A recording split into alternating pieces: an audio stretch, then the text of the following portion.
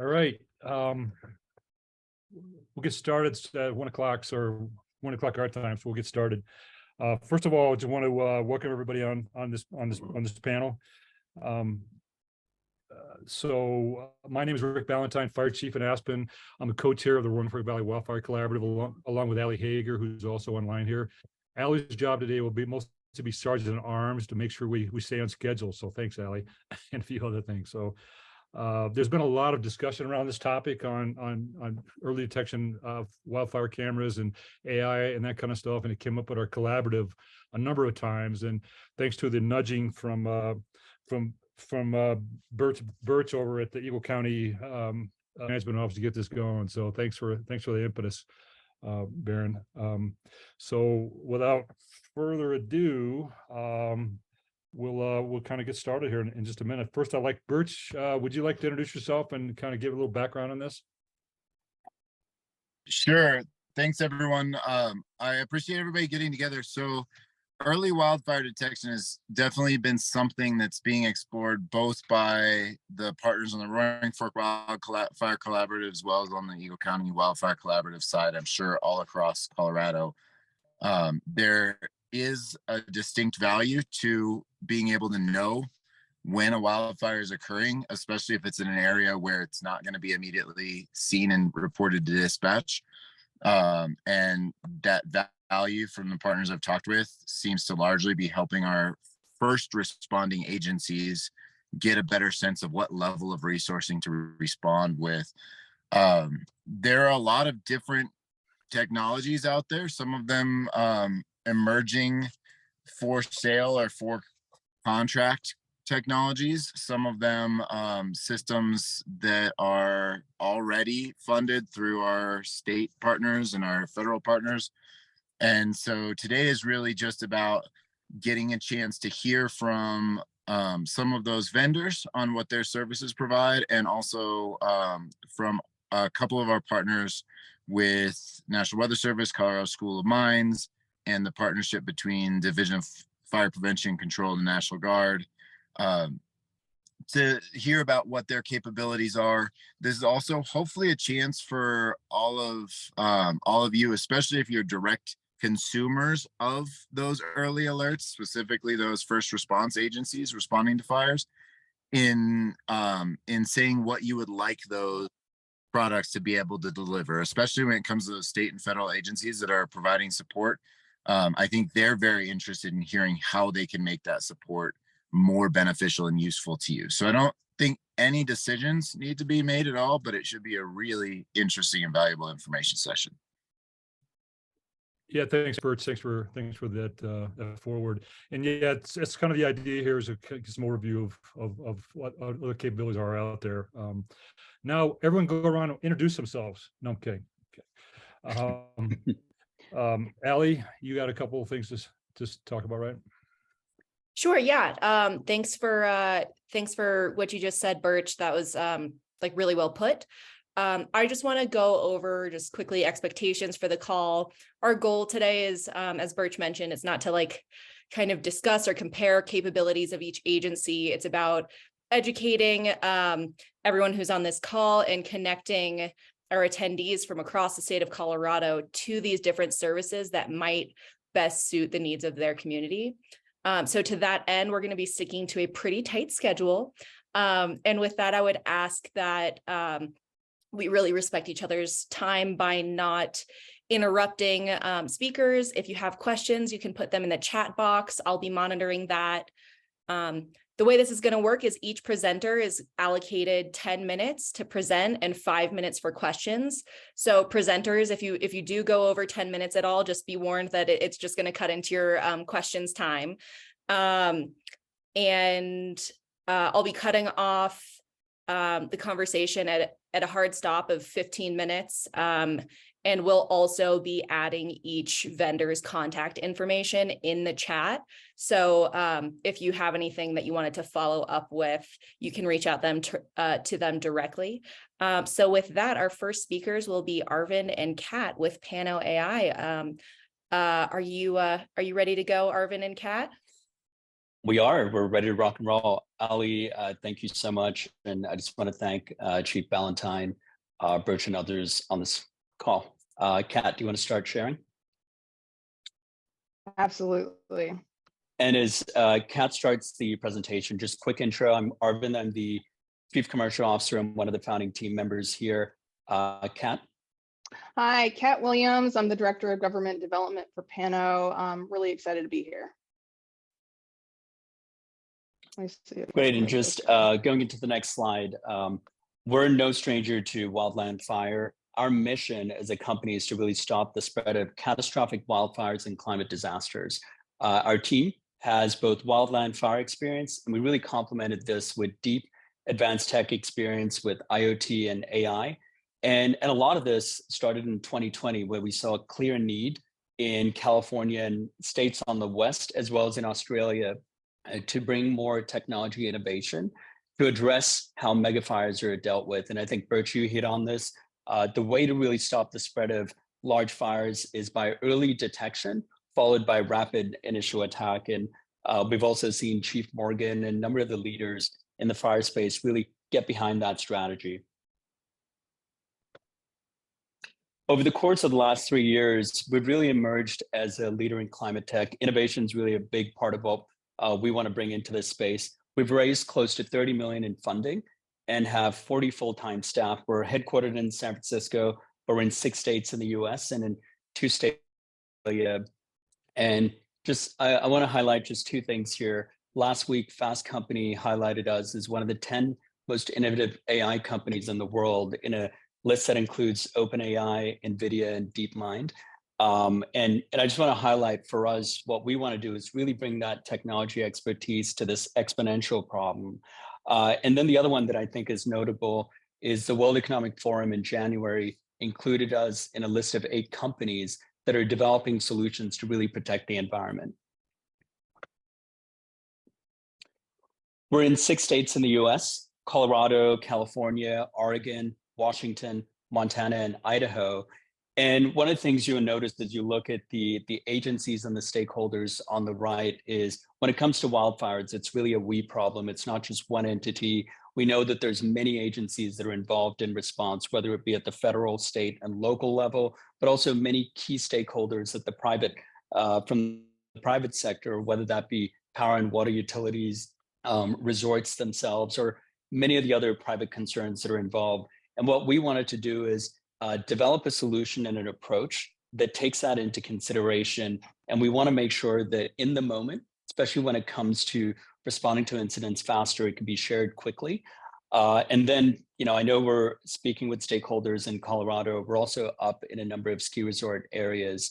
They're beautiful, beautiful places. And we want to do our part to really protect those environments. And I'm really proud of our journey in Colorado. I just want to call out the early adopters and innovators like Chief Ballantyne, Chief Bennett, Chief Novak, Sheriff Pelly, and a number of our utility partners, just to name a few. Our journey started off in 2021, and we started off in Pitkin County and Aspen, and then we spread quickly to a number of the other places, Vail, Beaver Creek, Boulder. We've recently, we're going to be expanding more around there, also in Roaring Fork. And then we've also signed up a partnership with Chief Bennett and San Miguel Power. And we're also working with the utility stakeholders like Xcel and Core. With that, I'll hand it over to Kat. Awesome. Thanks, Arvind. And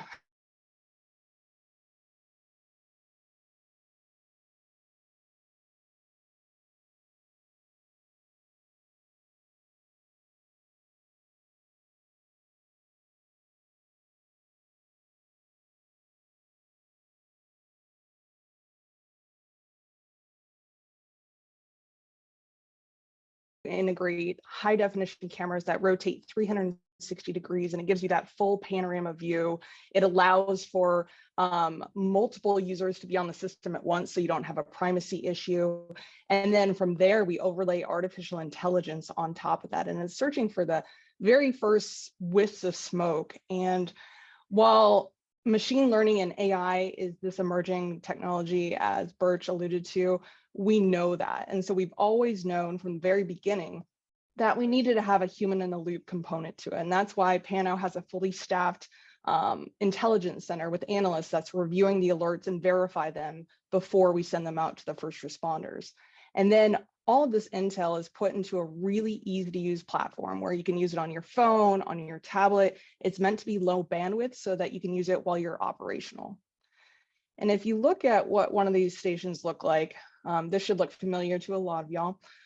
There are 2 stations or 2 cameras, not one, and that's why we refer to them as stations. And as they rotate, they take images, we stitch them together. And this system allows for a seamless panorama. You're not going to see the tower that you see here. And it also builds in a redundancy. So say if you have one camera goes down, you still have another. And the system's trained with 30 million different types of vegetation smoke. It's modeling after 30 different types of microclimates. And so in a scenario like Aspen, where you have snow in the background, it's still able to detect wildfire smoke. And just to give you kind of a use case scenario, one of our partners is Boulder County, and December 19th, almost 1 year after the Marshall Fire, the Sunshine Fire happens. This time they were partnered with us. We detected it shortly thereafter. It was a house fire that turned vegetation. And what happened was we were able to put this up in dispatch. They were able to triangulate it, exactly know where the ignition was, and identify if there were any other structures that were threatened, help with evacuations. Plus, being December 19th, most folks were taking annual leave, and they got the alert prior to the page out. And even though they were on annual leave, they were able to know that I need to get going. This is something I need to respond to. And something that I want to hit home on too is that Pano is not just used for initial attack. It's really useful in prescribed fire situations. This was the Hunter Creek fire that the Aspen Fire Department did in conjunction with the BLM and the Forest Service. It was a really logistically challenging burn. It used aerial ignition with a helicopter, and it just so happened that the prescription that they needed fell on a Friday. And so short-staffed, the burn boss who was in charge of this burn unit was a couple hours away. And so what they did was they collaborated with Aspen, who had the system. And after the burn was contained, instead of staffing that unit and monitoring it, they utilized the AI to show them when there was a flare-up. And they would look at that flare-up and determine, is that something that I need to respond to, or is that interior and I can just watch and wait? And one thing that I really want to drive home is we are not just a provide you a camera solution and walk away. It's very A to Z white glove. We do topographic tower analysis so that we make sure that wherever we put these stations is going to give you the very best view shed. All of our supply chain is in-house, and so we control that part of it. And then we also control the deployment and maintenance. And so we know exactly what we're getting into when we deploy a location to make sure that it has the proper power and it has the proper connectivity and the proper backup for both. And we're not shy when it comes to these types of deployments. I often joke that our operations team is kind of our superpower team. They really know how to deploy on a variety of different towers, infrastructure, freestanding, having challenging locations with snow, limited power and connectivity. And they always seem to come up with a really great plan for how to provide our customer what they're looking for. And then after we move forward with an agreement with a partner, we really try to amplify your innovation, your leadership, and trying to protect your community and your assets. And so we partner on support, PR coverage. We also do a lot of advocacy with grants and other Senate bills that might be advantageous for the state. And then post-deployment, we really go a step further and we have a customer success team that works with community engagement. It works with outreach and making sure that all of your users have someone on speed dial that they can call with questions and that they can rely on for training and outreach for other mutual aid. I think I'm going to pause there.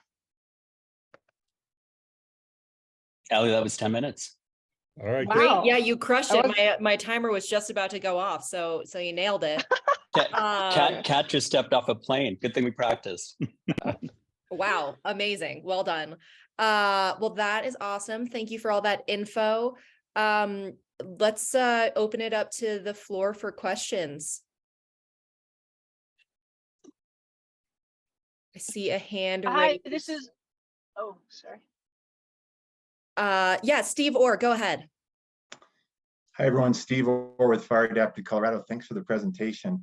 I wanted to know a little bit more about the early identification of evacuation needs and kind of what that looks like. And then more specifically, would it tie into some of the existing evacuation platforms like Genesis, Zone Haven that have pre-identified polygons or zones?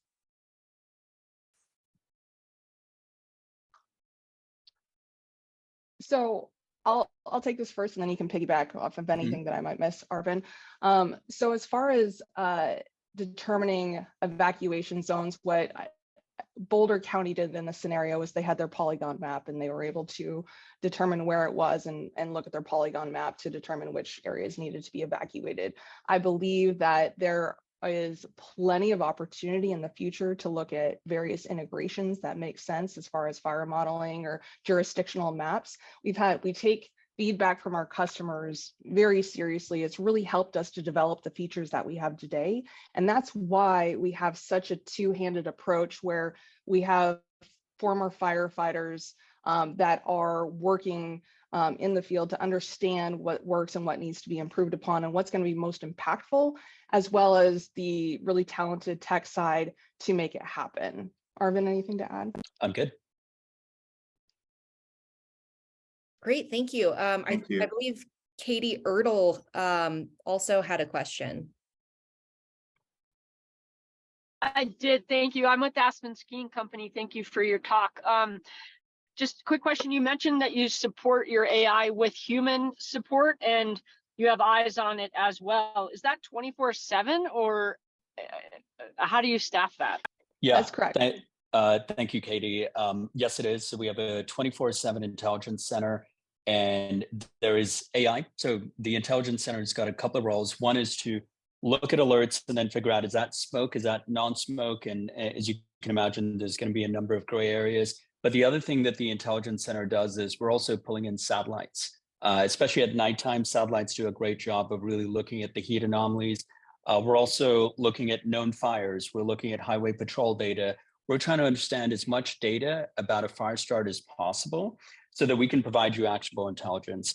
And the last thing that the intelligence center does is also make sure that we support the infrastructure. So we're really trying to pay attention to the cameras, the connectivity, any of the support elements. And there's a 24/7 hotline as well.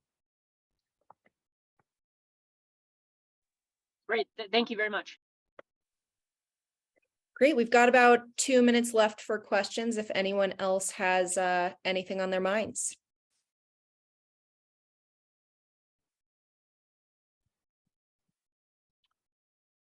Well, Allie put our emails in the chat. So if there are questions that come up, please reach out.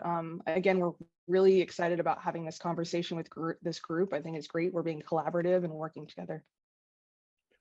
Great. Thanks, Agreed. Kat. Thanks, Kat. Thanks, Arvin. Next up on the schedule is Alert West, Michael Wilson, Scott Schifando. Are you guys ready to roll? Yeah, Chief Ballantyne, thank you so much for the invitation today. We appreciate the opportunity to share some information about our network. I'm Mike Wilson. I'm a retired fire and law chief out of California. My partner, Scott Schifando, is going to be presenting for us. And Scott, would you like to share your screen? Pleasure to meet you all. I'm Scott Schifando. Thank you for having me today. I'm Vice President of Operations at Alert West. Can everyone see my screen?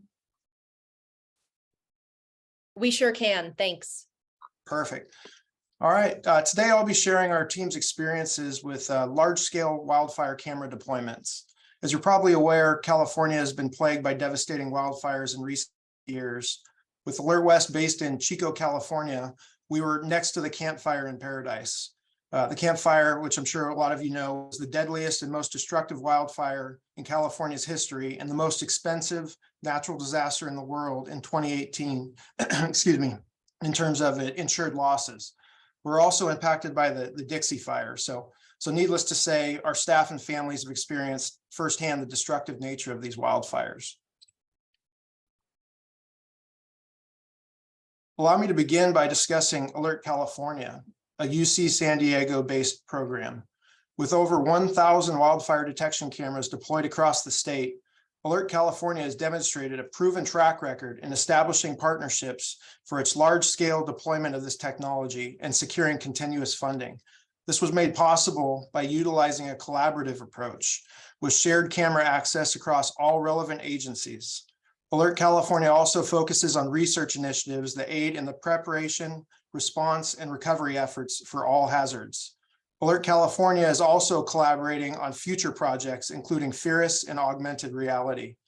Some of Alert California's largest sponsors are public utility companies with significant wildfire risk, such as Pacific Gas and Electric, Southern California Edison, and San Diego Gas and Electric companies, all of whom have experienced substantial wildfire losses. People often ask us, what is Alert West? Alert West is a wildfire detection and situational awareness tool that builds off the success of Alert California. Our goal is to expand the 1,000 camera system into other states by building a Western US common camera platform. As a subsidiary of Digital Path Inc., we benefit from its 20 years of experience in the networking industry, including its large wireless internet network with over 10,000 customers. Our team possesses significant expertise in network building, hardware manufacturing, software design, and artificial intelligence. We also provide a full suite of support teams in-house. The Alert West system provides many wildfire detection and situational awareness benefits. With 24/7 immediate visualizations of new fire ignitions, responders can quickly assess developing incidents and determine appropriate response. Earlier fire detection and faster response often results in lower suppression and recovery costs. As you can see to the right, the system also provides accurate incident locations, which further shorten response times and improve fire spread simulation models. One of our driving goals at Alert West is to reduce dispatcher workloads. So our operations center technicians confirm new detections and move cameras onto fires for dispatchers. Another unexpected benefit we have seen is first responders utilizing the system as an all-hazard situational awareness tool. Examples of this include monitoring developing weather conditions, making more informed public safety power shutoff decisions, viewing other hazards such as landslides, avalanches, vehicle accidents, prescribed burns, and countless other system benefits. In 2022, a staggering 68,988 wildfires were reported across the United States, destroying approximately 7.5 million acres. In California, over the last few years, utilities have paid out tens of billions in damages as a result of wildfires. In light of this, California system sponsors wanted an at-scale AI solution that could efficiently and effectively detect wildfires and alert first responders faster. During the 2022 wildfire season, we deployed our beta version of this AI technology, and the results were highly encouraging. Given the success of the AI beta, California sponsors decided to fund the deployment of a 24/7 statewide AI system for the upcoming 2023 wildfire season. Alert California's 1,000 wildfire detection cameras now cover approximately 90% of the fire risk areas in the state. This was achieved through collaborative innovation with sponsors and first responders who provided us with iterative user feedback that we used to optimize the system. The requested goal was to drive eyes to fires and determine a fire's location as quickly and accurately as possible, telling us that minutes can be the difference between containment and a mega fire. Thanks to Alert California's proven track record and promising results, the California system's been fully funded. This shows that once a system is proven to make a difference, scaling it up becomes easier. Additionally, through constant innovation and delivery of cutting-edge solutions, Alert West is already a profitable business as well. Alert California and Alert West focus on a collaborative approach. Our success has been built by forging strong public-private partnerships with federal, state, public, and private entities. We recognize that investment in wildfire cameras can be significant, which is why we utilize a shared camera access model that maximizes investment dollars for each camera sponsor.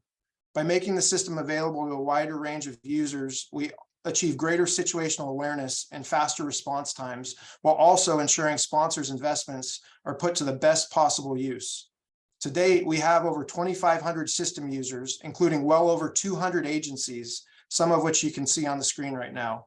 and they all have been provided access to the system at no additional cost once a camera is sponsored. We're proud to be part of a community of stakeholders that are committed to working together to reduce the impact of wildfires across the West. During the final few months of the 2022 fire season, we conducted daytime AI beta testing with impressive results. The system was beating Irwin 65% of the time with an average time difference of 33 minutes. And we called in dozens of fires to dispatch centers across California that they were unaware of. We expect significantly better results in the 2023 fire season. Our system's now out of beta and fully functional, spinning cameras once a minute compared to every 5 to 10 minutes previously. We also upgraded the system from AI model number 10 to AI model number 14, which is showing much higher first frame detections, confidence levels, and lower false detection rates. The system is designed to quickly confirm detections, alert users, move cameras onto fires, and create shareable incident links within 90 seconds, meeting our operations center high performance goals. In 2022, before we continuously monitored AI detections, our nighttime AI system detected fires that were burning for hours before initial 911 calls were made. The image on the right shows an extreme example of our system's capabilities. It detected a structure fire burning 50 miles away from the camera location, demonstrating the system's ability to detect fires beyond traditional boundaries. Alert West also provides all hazard solutions. Our system can accommodate a variety of sensor inputs, including weather stations with graphing and reporting functionality. In addition, our FLIR cameras provide increased situational awareness in smoky conditions, allowing visibility where it was once obstructed by smoke. Our mobile camera deployment capabilities are also available for fire agencies during active incidents. During the Dixie fire, we deployed a mobile FLIR camera that provided a dramatic difference in visibility compared to a traditional optical camera, as you can see in the lower right of the slide. We also deployed additional FLIR cameras during the mosquito fire. We believe it's important to provide the best technology to help first responders tackle any and all hazards. Alert West offers a suite of services to ensure reliable and effective operation of our wildfire detection system. Our 24/7 operations center is staffed with highly trained technicians who monitor the system around the clock, ensuring prompt detection of any wildfire activity. We also provide user training and support to ensure customers can take full advantage of our system's capabilities. Our AI detection confirmation process involves technicians confirming all detections before alerting users and ensuring the highest level of accuracy and minimal false alarms. The system is designed to provide alerts to users within 90 seconds of detection, allowing first responders to quickly and efficiently take action. Our incident pages provide centralized location for relevant information, including camera locations and incident updates. Alert West also offers camera installation and maintenance services, ensuring that our customers can rely on a fully functional system at all times. Here's an example of what Alert Colorado's network could look like in the future. The blue view shed has been strategically designed to cover 91% of all structures in Colorado and 83% of historical fire areas, shown as red on the map. This example includes 150 sites shown as the blue arrows and would utilize existing structures to maximize efficiency and minimize cost. The Alert West system offers several key highlights, including day and night AI detection. First responders have camera control, giving them the ability to make informed decisions during emergency situations. The system also includes a historical archive with time-lapse capabilities, providing insights into past incidents for investigation and training purposes. We actually get asked weekly for investigation or investigative incidents, and we pull all of the imagery and provide it to first responders across California. The system's imagery is also publicly accessible, allowing residents and interested parties to view real-time footage of their surroundings and make more informed decisions during disasters. The system's API integration capabilities also allow for seamless integration into other third-party systems, such as the evacuation tools that were mentioned earlier. In closing, Alert West is committed to using innovative technology to improve public safety and help mitigate the risks associated with natural disasters. Thank you all, and Mike and I are happy to answer any questions.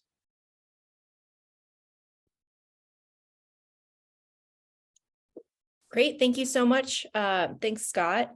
We have about 3.5 minutes for questions if anyone has anything they'd like to ask.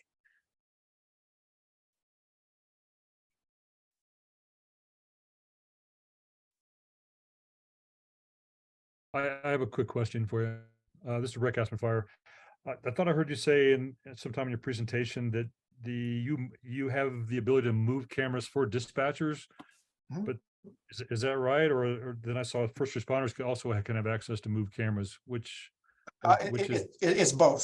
So typically what happens is when initial detection comes in, our operations center staff will see that detection before a first responder will see it. And so once they confirm that that is an active fire, they will go ahead and punch off an incident that alerts the first responders. And by the time the first responders view that alert, the cameras will typically be zoomed in on that fire, as well as an incident page is created that you can see the fire from different angles from whatever cameras can see that fire in that location. And that incident page is also shareable. Got it. And is your model from your company, is it to go direct to first responders, or go to dispatch centers? What's the model you use that seems to be the best? So we alert all different types of agencies around the state of California. So public utilities, they give us a shape file with where they want to be alerted to incidents. And then through an API, we can even push the alerts into their different tools.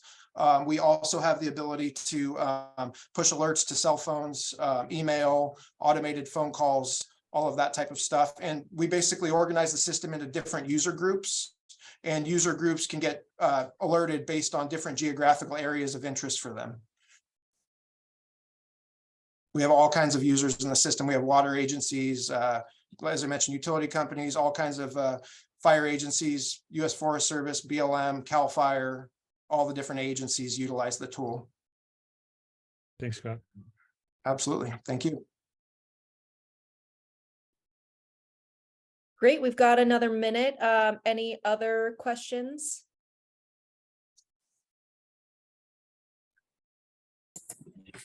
Just one quick question. This is Doug Paul with the BLM.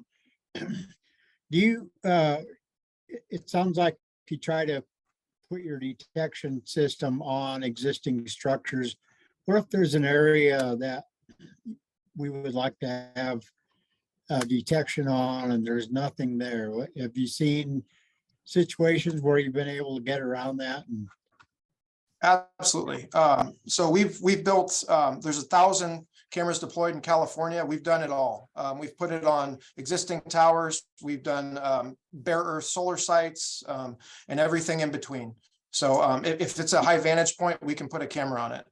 Also with our wireless internet parent company's background, and we've built and licensed microwave networks across the Sierra Nevada mountain ranges since 2003. So fully versed in terms of network deployments and network monitoring, network response. We have a fleet of helicopters and snowcats and tracked vehicles and all that type of equipment to respond. Have you put any up on any old historic lookout towers? Yes, we have. And That I'll leave it at that. Yeah. Makes a lot of sense. Perfect. That's great timing. We can now move on to IQ Firewatch / Climatec. Nick, I believe that you will be presenting for us, and just wanted to say thank you again, Michael and Scott. I did put your contact info in the chat, and I will be doing the same right now for Nick. All right, thank you so much. Thank you, everyone. It's an honor to be here and present this technology to you. I'm a director of strategy business development at Climatec. We're headquartered in Phoenix, and I'm going to present to you a partnership that we've just entered into only a handful of months ago to be able to bring what we believe is the best technology for optical wildfire detection to the US. And that is a company called IQ Firewatch. We believe it's the earliest possible optical smoke detection within minutes. And this is a technology that's been used especially in Germany, but around the world, just not introduced well here in the US for over 25 years. They've been developing, operating research, all areas, all technologies to be able to detect smoke from long ranges at the earliest possible opportunity. Key benefits here, best possible detection, any weather condition. I'll get into the detection of why we can claim that. Detection, of course, within minutes, 24/7 operation, day and night. These units revolve 360 degrees day and night. They're ever looking eye in the sky. We have up to 40 miles of range with precise localization. We can calibrate single cameras to provide localization of GPS coordinates of a fire, or cross-bearing if there's multiple cameras. And we detect very small smoke plumes. The standard here at 12 miles away, we can detect smoke plumes that are 15 feet high above the tree canopy. So if you can imagine how far away that is at such a small smoke plume, this is the advanced technology that we have here. These systems are designed to be operated in remote locations, and they've been since designed to need very low bandwidth, so low data transmission. Typically, our deployments are as low as 8 gigabytes per month. We can do different deployments, whether it's cellular, radio, wired, but they're designed for remote locations with low power or low connectivity. And I think a difference that this technology, this manufacturer has developed is raw image processing at the site. We don't filter, we don't compress data, we don't send it up to the cloud for AI intelligence. It's all built into the unit.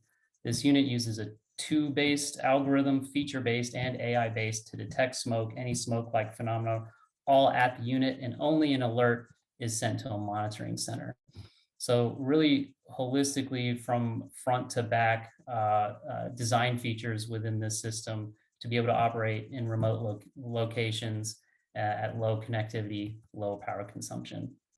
Since we're here today, I'll skip over this slide. I think it's obvious that we're having this call, why the benefits are from traditional technologies to detect smoke earlier. Minutes can save lives. Our system and workflow, it's a simplified system. We have, of course, our head unit, our control unit, all at the site. On the tower, we prefer the top position of the tower, but if we don't have the top position, then we can do a 2-camera synchronization, similar to the colleagues that have described it in their systems. And we have operating office and monitoring center. This is what Climatec provides in this partnership. We're the integrator reseller. We provide installation services, maintenance services, and monitoring services, and we are bringing this technology to the US. There's also an easy operating app interface.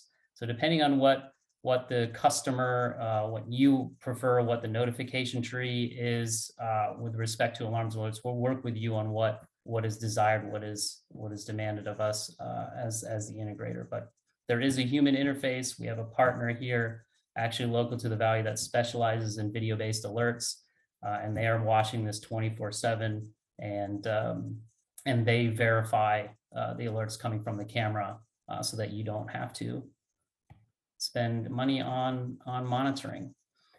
I put this slide in because one of the reasons we chose to partner with this technology again was because it's over 25 years of use. Their first prototype was developed in 1997. They've since deployed all over Germany. They've replaced 100% of any human spotters in northern Germany, and they've deployed actually in many other locations around the world, Latin America, Europe, Australia, and they continually develop their technology and add more features, all for the advantages of detecting smoke. What makes, and I believe this system quite unique, is it's a multispectral system. So you can see on the right there, the sort of 3 lenses. There's 3 dedicated cameras in one head unit. We have the standard sort of red, blue, green detection, like you would see with CCTVs or HD cameras, security cameras that are repurposed to detect smoke. But we also have a full spectrum of near infrared. This is what makes night detection so easy in a sense. The reflection, the lampshade effect from chlorophyll gas of burning vegetation really lights up in this spectrum. And we also have, unique to our technology, a monochrome lens. This is a technology that allows 3 times more incident light, which allows us to have higher resolution and deeper contrast than any other color-based system, which of course enables better AI and very long ranges for very small smoke plume detection. And the monochrome lens is actually developed from the European Space Agency, and I'll get to that later. That's what makes it unique and repurposed for this smoke solution. Range advantage here, we design as a standard up to 12 miles of range for any particular unit. In clear conditions, like I said, it can go up to 40. They even have evidence of it being deployed and detecting smoke as far as 65 or 70 miles away when they had a deployment in Germany. And as I mentioned in one comment, this is a repurposed space application. The owner of IQ Firewatch is actually IQ Space and Earth technology. They've been inducted into the Technology Hall of Fame. This is the Rosetta mission where that monochrome lens technology was first developed and used. That little goose head looking thing in the bottom is the probe that was landed on a comet back in the 1990s. And since then, they've repurposed this for IQ Firewatch and deployed this for detecting smoke around the world. We do have 2 deployments in the US so far. One is in Redding, California, deployed 3 cameras so far. They worked with their city and utility to deploy that, and also just south of that in the Napa wine region, deployed another few cameras. But it's really our goal to help bring this to the United States and save lives. But I would be remiss too, as a system integrator, as a technology provider, we're looking to continually provide advanced technologies in a holistic approach. So I want to take the opportunity to inform everyone here as well that we're looking at both having an eye in the sky, the constant looking for smoke, but also we're onboarding a partner here called Dryad Technologies. These are ground-based sensors that are intended to be deployed at the key high threat areas. So human interaction interfaces, campsites, trails, roads, high threat areas, since over 80% of wildfires are human caused. And they have the ability, highly sensitive sensors, to detect smoke even at the smoldering phase. So deploying sensors, low cost sensors at the tree line, just above the ground to detect smoke at a smoldering phase. And if it doesn't reach that, having an eye in the sky to capture that smoke as well. The Dryad SilverNet system creates its own mesh network gateway, very low power consumption, low data transmission as well. Basically, it's a mesh sensor network, reach a border gateway, and a simple cloud platform. So we integrate those 2 systems together to really have a holistic, comprehensive approach to detecting fires as early as possible. Lastly, I know we always get a comment on procurement, and I'll hand this over to Pat, who's our sales leader and business development manager for our wildfire topics, and his contact information is on the slide. Thank you, Nick. Thanks, Allie. Thanks, everybody. Thank you, Chief Bennett. Happy to be here to present our latest and greatest technology. But yeah, I just wanted to point out that IQ Firewatch is a buyout model. We do have financing available, but there is no subscription. It's not a subscription model that's required. So just important to point that out. If for any additional information, please, my contact information is below.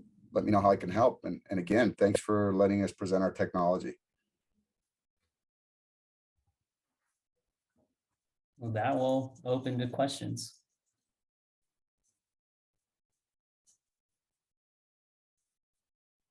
Great. Does anybody have any questions for this group? I have a quick question then.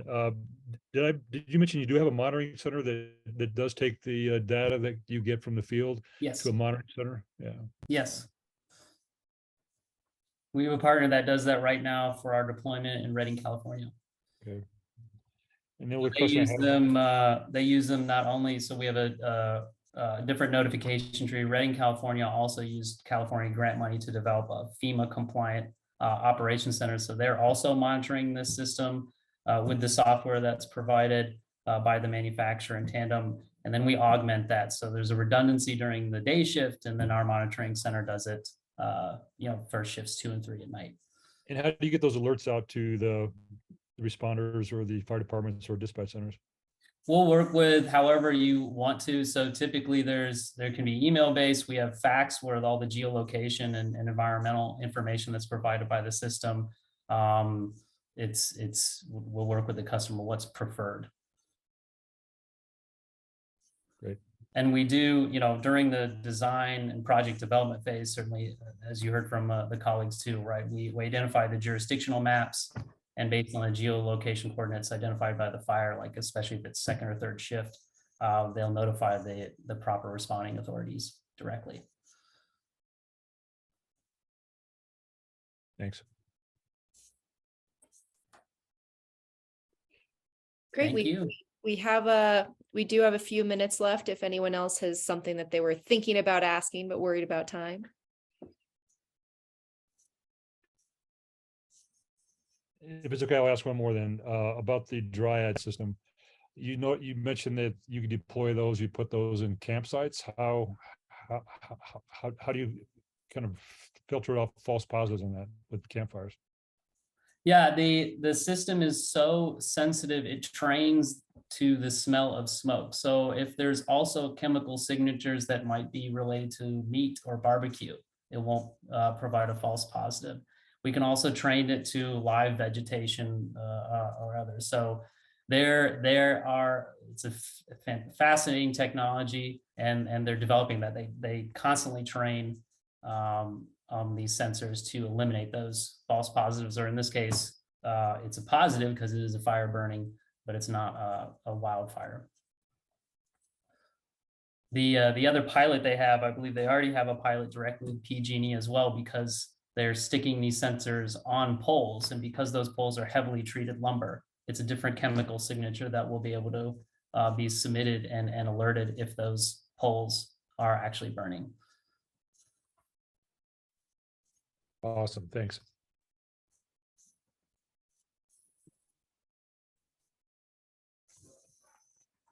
Well, I think we can probably move ahead if there's no more questions for IQ. Next up on our agenda, we're a minute or so ahead, but we can go and get started if that's okay. And by the way, while we got everybody, this is being recorded. Somebody wants any recording of this, you can email Allie or me and we'll get it to you. National Weather Service, Jeff Colton, are you ready to show us what you got? Yes, I am. Let me see if I can find my presentation on all my tabs. Good afternoon. How are you, sir? All right, so this is, again, we're going to talk about the satellites real quick, and we're using thermal technology. We're basically measuring temperatures at the surface of the ground, and we can take pictures every 5 minutes. As you can see, this imagery will show really bright hot spots. We call them hot spots on the ground. And because we can take pictures every 5 minutes, we can watch these thermal areas grow or shrink in aerial coverage. That increases our confidence. If we go into what we call rapid scan mode, we can take a picture every 30 seconds to 1 minute. And depending on where that sector is set up, it can really increase our confidence in a fire detection. We can see things as small as a barn on fire. It's been useful out in the plains more so than here in the West. But we are seeing some benefits, and we'll go into that here real quick. So the offices are starting to use a hotspot notification program where we can send a text or email alert directly to core partners that will advise you of a new potential wildfire start. We actually have a team of meteorologists in the office 24/7. They're manually sending these out as time allows, and that's one of the key points here. Is as time allows. We're able to pinpoint the locations. We'll send you a text or an email directly to you, and we'll be testing the system throughout this summer in the West. So who is it designed for? We designed this for fire agency officials, emergency managers, dispatchers, land management agencies, and researchers. And again, you would be able to sign up for this service. You just have to contact me, and then we can zoom into the county level. That's kind of where this is headed. So then anyone within the range of the hotspot that we detect will get notified of that potential fire. So the process is there's a heat signature that shows up on satellite. Then a meteorologist in the office will then quality control that. So they'll compare it to our advanced weather interactive processing system within our office, and then also our software that's kind of detecting this. I don't, it's not really, it's kind of AI, but not so much, more manually entered at this point. So we do compare it to other satellite channels. Then we'll also look at radar, and if there's webcams out there, we'll try to cross compare those. But a new start may not always be detectable because of cloud cover, and thick smoke may actually block out that heat signature. So that's one of the drawbacks of the satellite process. So all efforts will be made to limit false alarms, but sometimes those will happen as well. That's why we're trying to do the crossovers. And then we will also look at any prescribed burns that we're doing wildfire spot forecast for. So if you're sending in a spot request and we know a prescribed burns in that location, we try to avoid notifying you for those cases. But sometimes those are the ones you're getting calls from.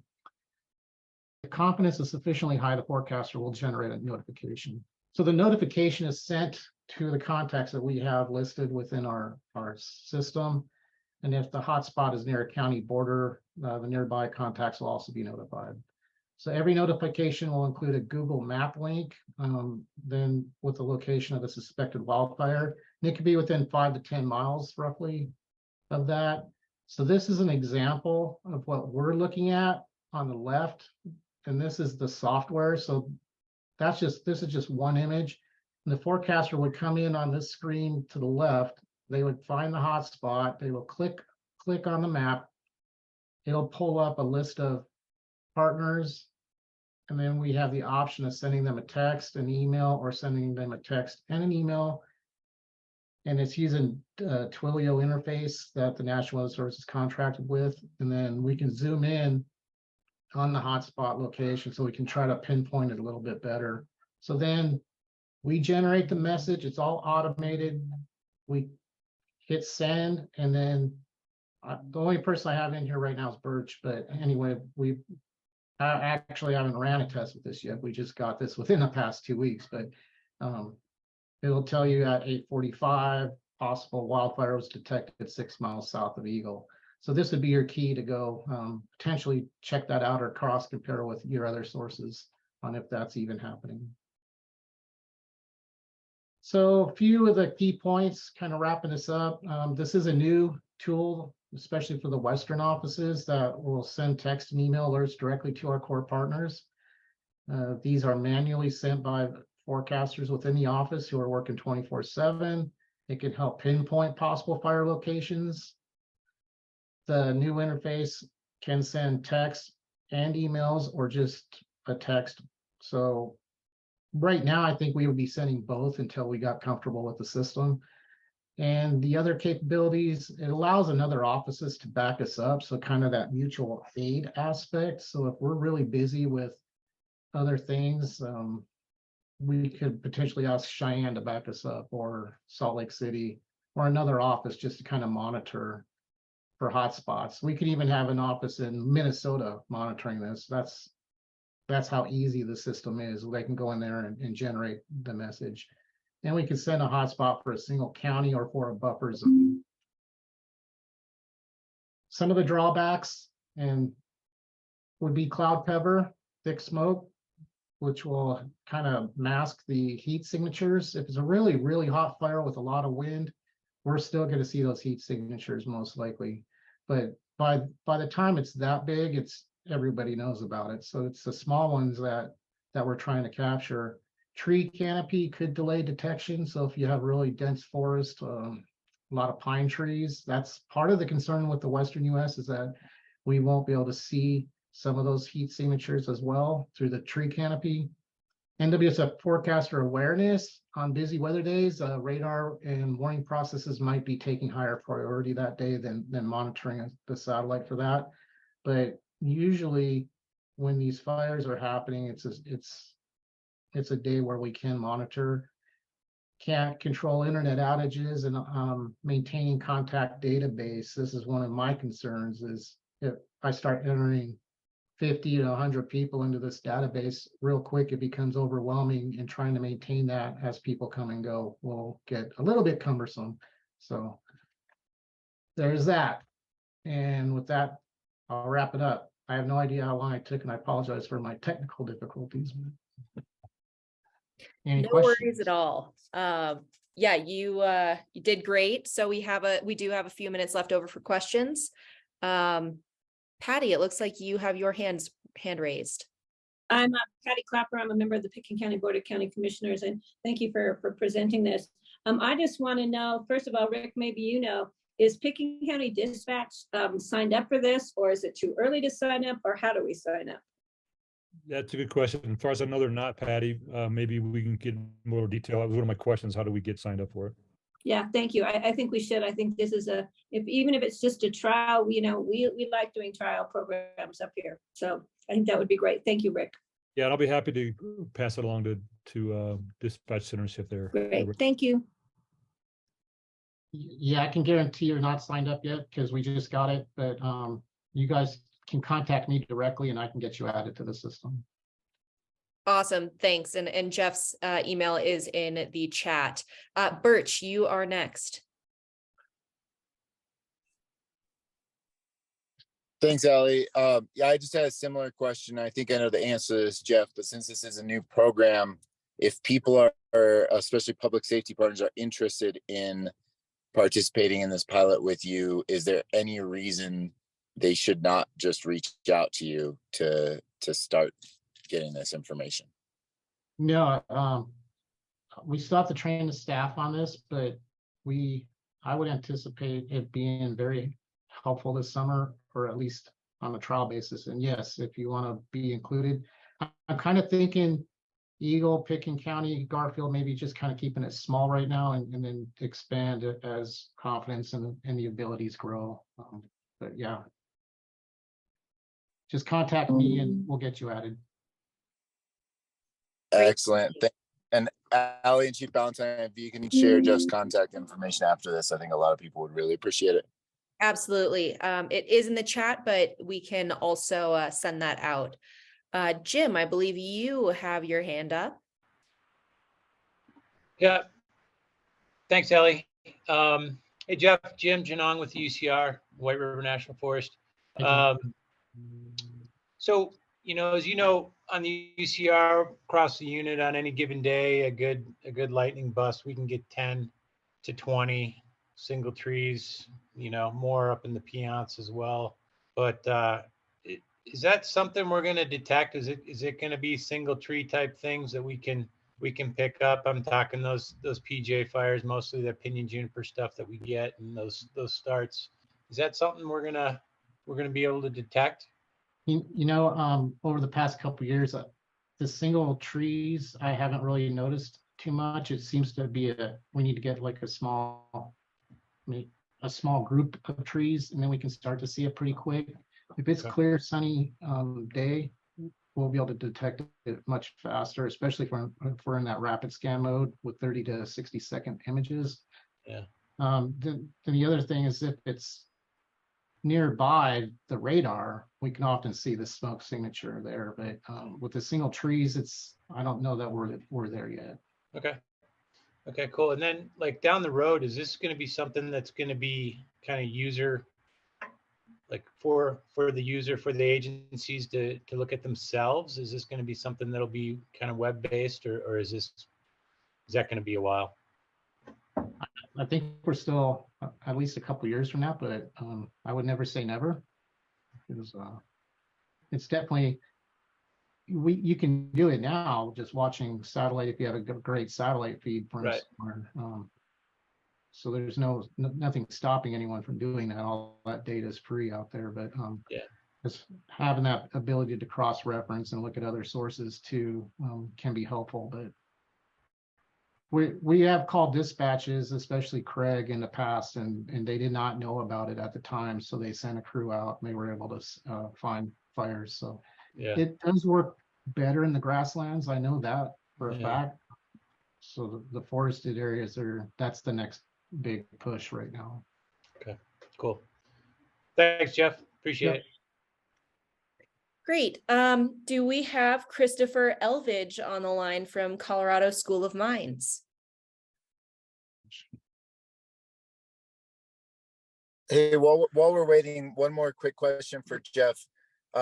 So when you notify an agency, are you able to share a link with the satellite information or any specific information like lat long and estimated size? Or is it just a notification that you see a potential hotspot? It will, it'll give you a pinpoint location where we're estimating it to be. So it'll give you a lat long and a Google map, depending on which source you're receiving it from. Great, thank you, Jeff. It's pretty cool. All right, I think Christopher may not be available. I will still put his information in the chat just in case anyone was curious to reach out to them. In that case, let's see, Peter Vidmar and Jesse Meringue from DFPC. Would you be ready to present? Yes, I think so. Apologies for the atrocious lighting. It's the best we got, and my head's a little shiny, but we'll go with it. Hello, my name is Peter Vidmar. I'm with the Colorado Division of Fire Prevention and Control. I am the intelligence unit chief. So I have a small group of folks who are working to help develop some intelligence products to fill in that gap for the initial attack portion. And then I also am a liaison to the Colorado Fire Guard team. And that's what we'll kind of talk about a little bit today. And let me just start my timer so I don't go long. See if I can't do this. I'm also kind of a Zoom neophyte, so.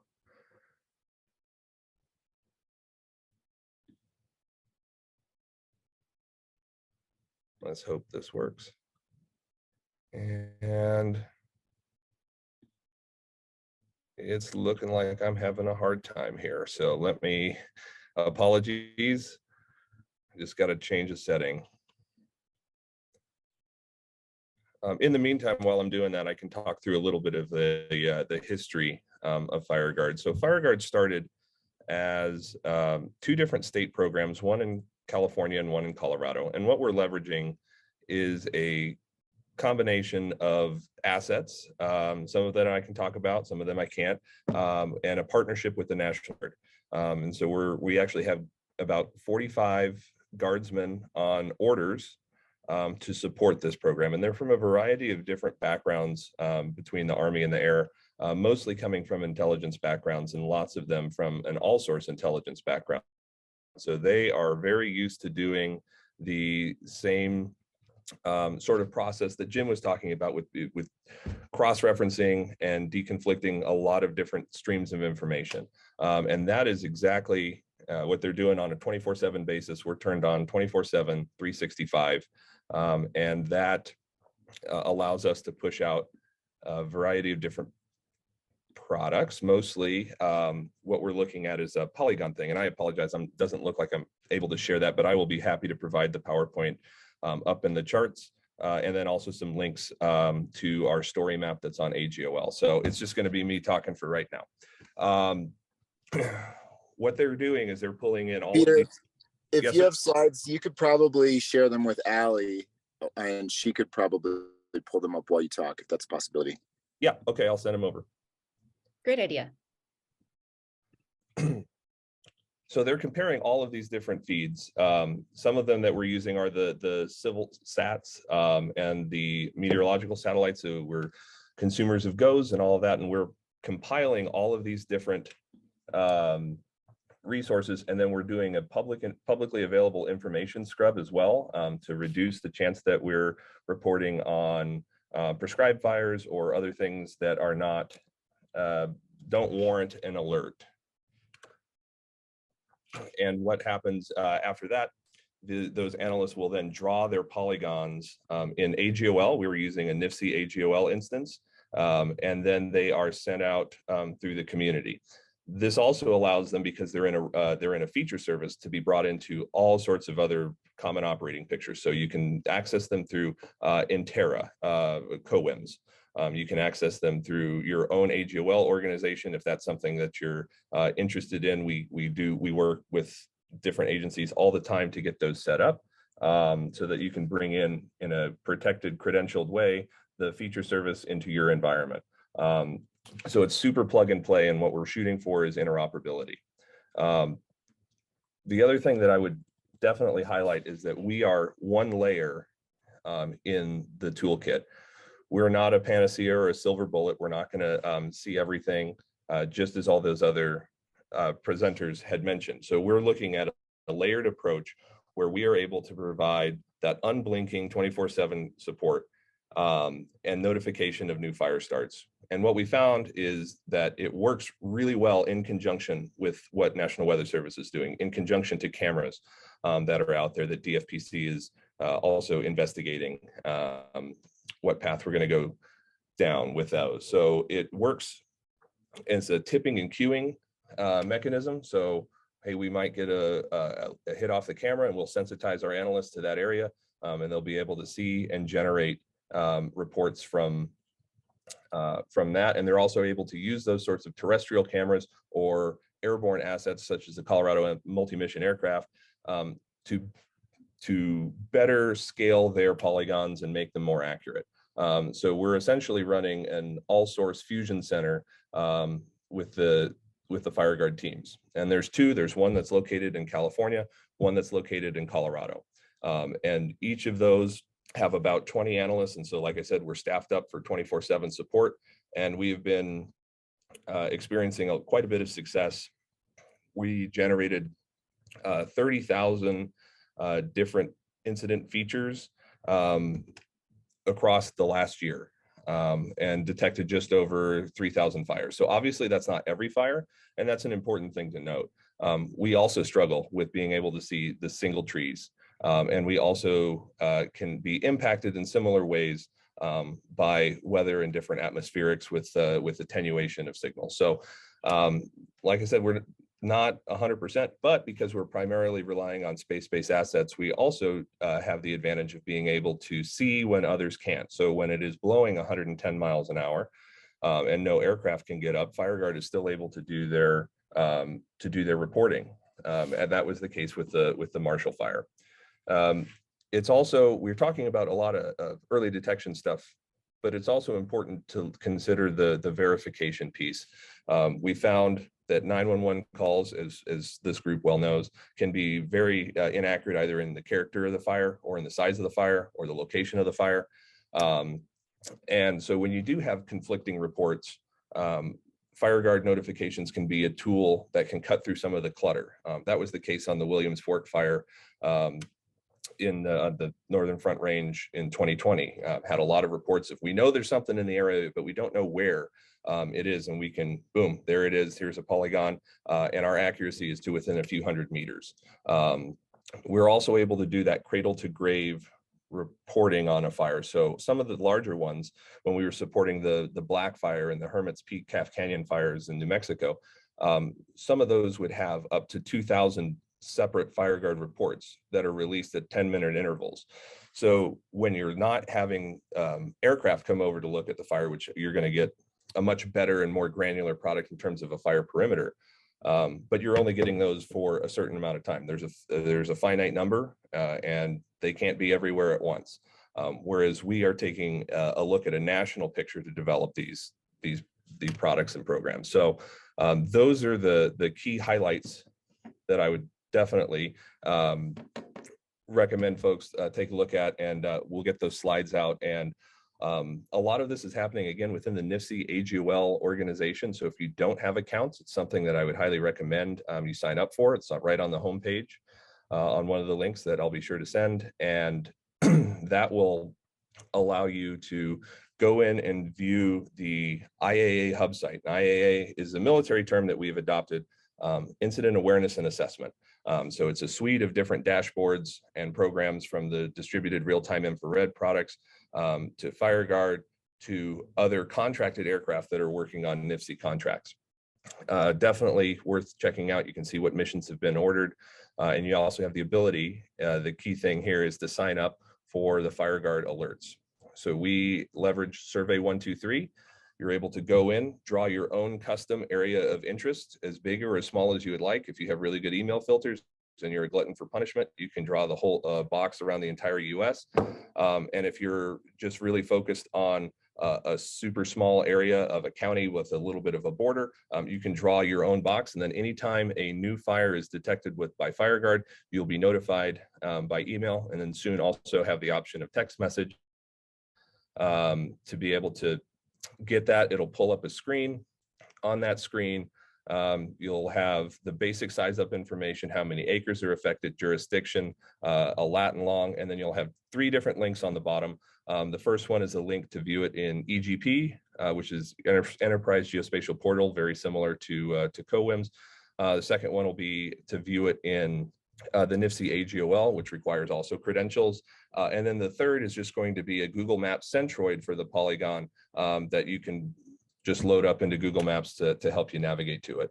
And of course, if you decide to bring FireGuard into any of your other common operating pictures that are being employed across any of the agencies, we can work to make that happen. So to kind of wrap it all up, since I'm at probably minute 8 or 9, that's where those are going to be the key things for FireGuard. And again, emphasizing that it's a layer and it's a tool in the toolbox, and we work really hard to play well with others in terms of whatever other detection systems either local agencies or other entities have decided to go with. So again, apologies for not having, for my little malfunction with not being able to actually share my screen, but happy to provide that stuff out and happy to answer any questions as well. Great, thank you. Jim, I believe your hand is up. Yeah, just Jim Janong. I'm with the Upper Colorado River Interagency Fire in the U.S. Forest Service. Just a quick question about the platforms there for FireGuard. Any talk about RMA dashboard, getting that on the dashboard at all or not? You know, I haven't spoken directly with Rick Stratton to try to do that. I think it's definitely something that we could do behind one of those, you know, how they have the different tabs. Some of them are password protected.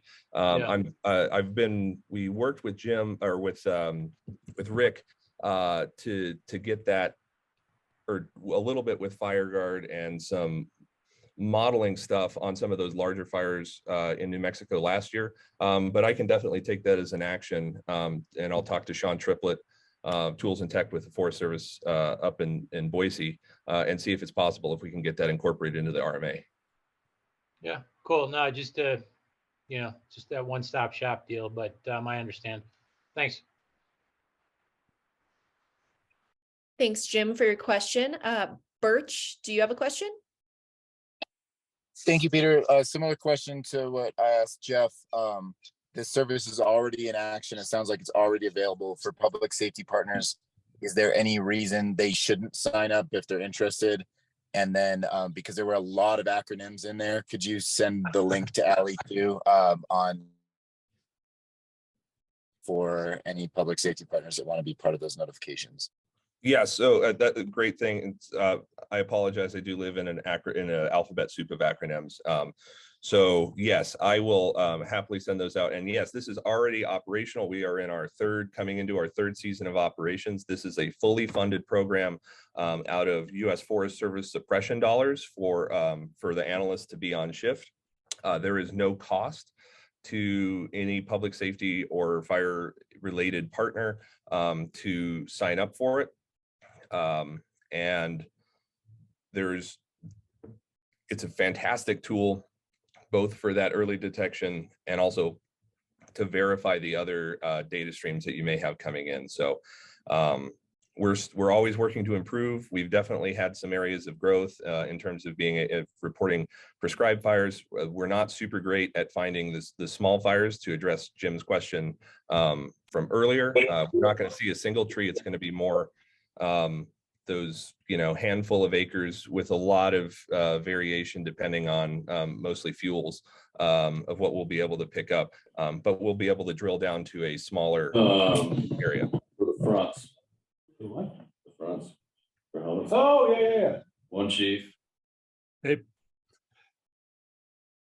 Peter, this is Rick Aspen Fire. I have a quick question for you. Yes. On the line today, we've got quite a few of our private partners from like ski company and other people.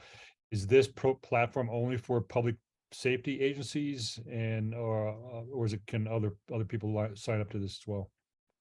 So right now, the data is treated as controlled unclassified information, which requires credentials. So it's up to the agencies who are hosting it on their platforms to determine basically who can play ball.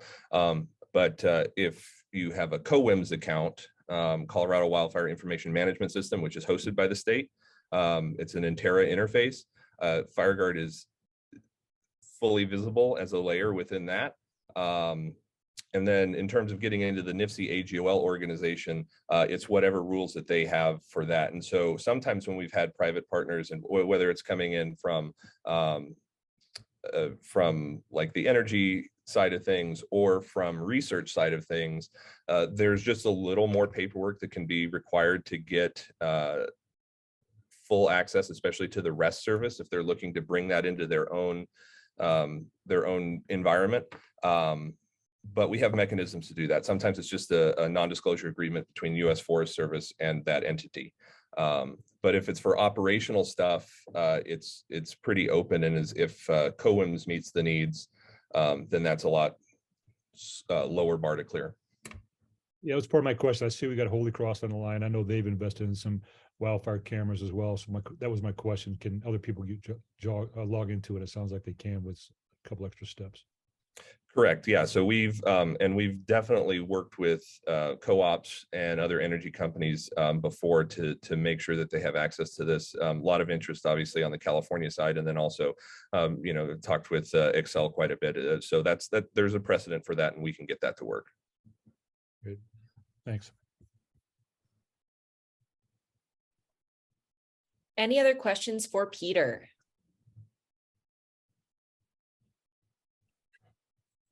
All right, great. Any other questions overall?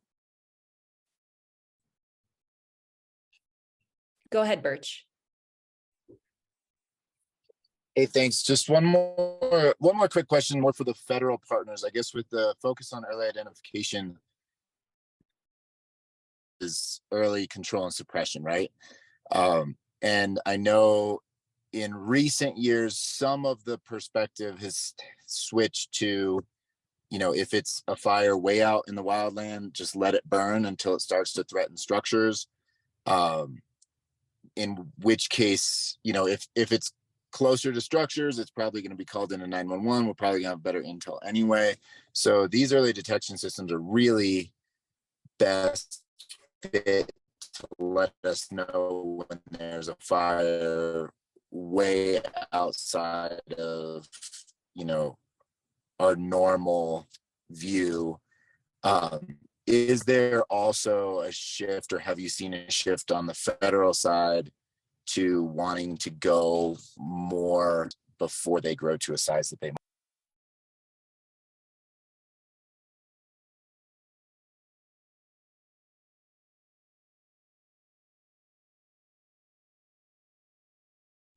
Peter, did you get enough of that to be able to answer that? Yeah, go ahead, Peter. If you know the answer, great, but it might be a question more for our BLM and Forest Service partners on the line. Yeah, I would certainly defer to them, but happy to jump in and add thoughts afterwards if desired. You want me to jump in here, Rick? Yeah, if you could, that'd be great, Jim. You probably know more. Yeah, I guess, Birch, calling a fire that's, it's not like we're just when we find a fire in the wilderness, mostly in wilderness areas, there's an immediate plan put into place, and it's not as you kind of quoted there, let burn until it threatens structures type of deal. These are good ways for us to identify fires, and we fly detection dang near every day, whether that's using the DFPC's MMA ship or our own air attack platforms, looking for smoke. And as we do identify fires, and some of these things can be identified pretty well from whether that's the National Weather Service program or one of DFPC's program or just our own aircraft flying around. There's an immediate plan put into place on this type of thing. So allowing to burn until it threatens structures is a pretty expansive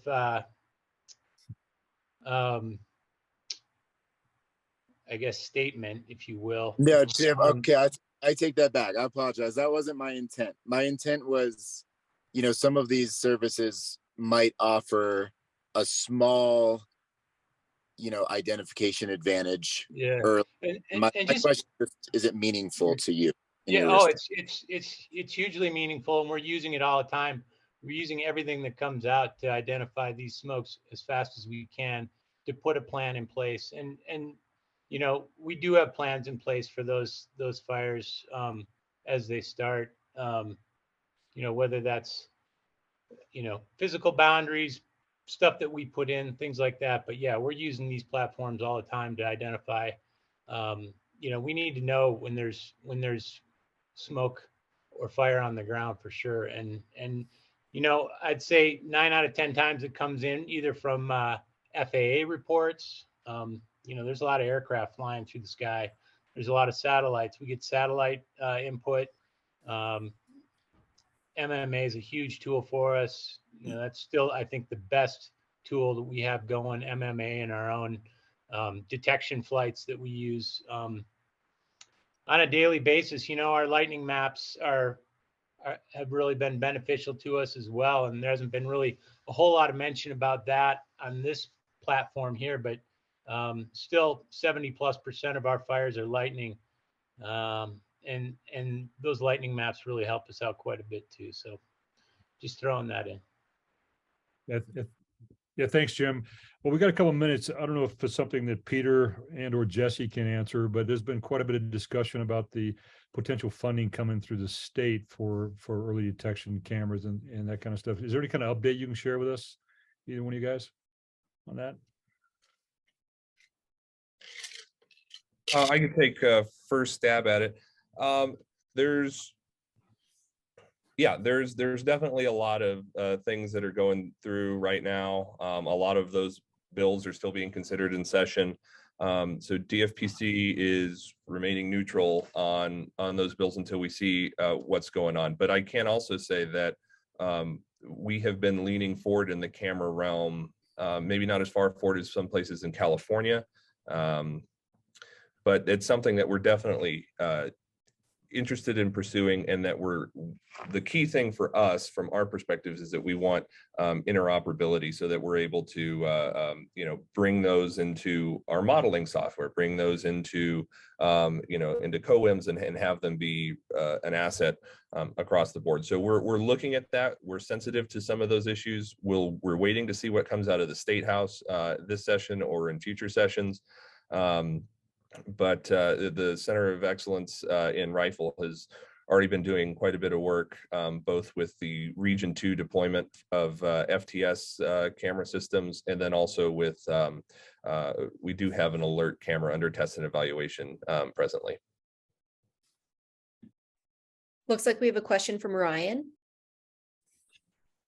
Hey, not a question, just a comment. I'm also a DFPC, but Rick, that legislation you're talking about is Senate Bill 32. What that would do is require the Center of Excellence to develop a camera sensing program. And like Peter said, we're neutral on it. Basically right now it's just been proposed and we're working its way through the legislature, and we'll see how it shakes out. But that's what that would do, is require Center of Excellence within DFPC to stand up a camera sensing program. Interesting. Yeah, great, Ryan. Thank you. Kat. Thanks, Allie. Just I guess a question. As far as timing goes of that bill, though, aren't we looking at it going to appropriations at the end of this month? Isn't that where we're at as far as the timing? To be honest, I'm not sure the exact the details of where it's at in the legislature. All I know is it's been proposed. So I apologize. I don't have any additional information. It's okay. We could have warned you ahead of time, you know, that we would go into legislative issues, but you know, we wanted to spring it on you. Patty, go ahead. Yeah, what's the number for that Senate bill? Because I can definitely follow up on that from the legislative side if you'd like me to. Yeah, that's Senate Bill 32. 32. Okay. Yeah, I have a direct contact with our new state senator, Senator Will, and we've been talking on a daily basis. So, Allie, I'll talk with you and see what information you might like me to help you with. That sounds fantastic. Great, thank you. Any closing remarks from anyone else? All right. Well, thank you all so much for your interest and just giving us the ability to facilitate this talk. This was recorded, so we plan to post this to our Aspen Fire YouTube channel. And since it sounds like we will be sending out, excuse me, we'll be sending out DFPC's slides. If any of our other vendors want to send me their slides, I can link to those and we can post that all together with the video. I am certain that the 5 systems we heard about today and the 6th one we didn't really hear from today, that these are not the only vendors out there. I hope at the very least the discussion has helped you understand a little bit more about the different options that might suit your community best. If you have any questions or follow-up, please feel free to reach out to me. I'll throw my email back in the chat one more time. But beyond that, thank you all so much for attending. Yeah, thanks everybody. Thanks for being Thank here. you. Thank you, Chief. Thank you, Allie. Thanks everybody. Thanks, everyone. Thank you. Thanks a lot. Take care, everybody.